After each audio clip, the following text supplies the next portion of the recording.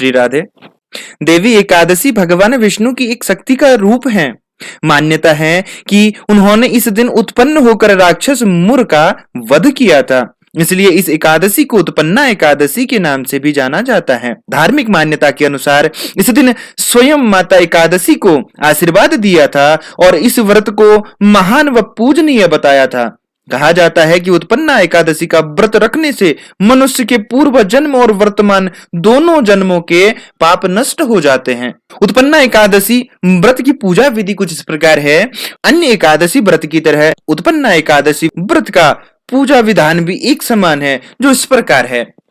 एकादशी का व्रत रखने वाले को एक दिन पूर्व यानी कि दसवीं की रात्रि में भोजन नहीं करना चाहिए। एकादशी के दिन प्रातः काल उठकर स्नान के बाद व्रत का संकल्प लेना चाहिए। इसके बाद भगवान विष्णु का पूजन करना चाहिए और उन्हें पुष्प, जल, धूप, दीप, अक्षत अर्पित करने चाहिए। इस दिन केवल फलों का ही भोग लगाना चाहिए और समय समय पर भगवान विष्णु का सुमिरन करना चाहिए। रात्रि में पूजन के बाद जागरण करना चाहिए। अगले दिन द्वादशी को पारण करना चाहिए। किसी जरूरतमंद व्यक्ति या ब्राह्मण को भोजन व दान दक्षिणा देना चाहिए। इसके बाद स्वयं को भोजन ग्रहण करना चाहिए। उत्पन्ना एकादशी व्रत की कथा कुछ इस प्रकार है। भगवान श्री कृष्ण ने स्वयं एकादशी माता के जन्म और इस व्रत की कथा युधिष्ठिर को सुनाई थी। सतयुग में मुर नामक एक बलशाली राक्षस था। उसने अपने पराक्रम से स्वर्ग को जीत लिया था। उसके पराक्रम के आगे इंद्रदेव, वायुदेव और अग्निदेव भी नहीं टिक पाए थे। इसलिए उन सभी को जीवन यापन के लिए मृत्युलोक जाना पड़ा। निराश होकर देवराज इंद्र कैलाश पर्वत पर गए और भगवान शिव के समक्ष अपना दुख बताया। इंद्र की प्रार्थना सुनकर भगवान शिव उन्हें भगवान विष्णु के पास जाने के लिए कहते हैं। इसके बाद सभी देवगण क्षीर सागर पहुंचते हैं। वहां सभी देवता भगवान विष्णु से राक्षस मुर से अपनी रक्षा की प्रार्थना करते हैं।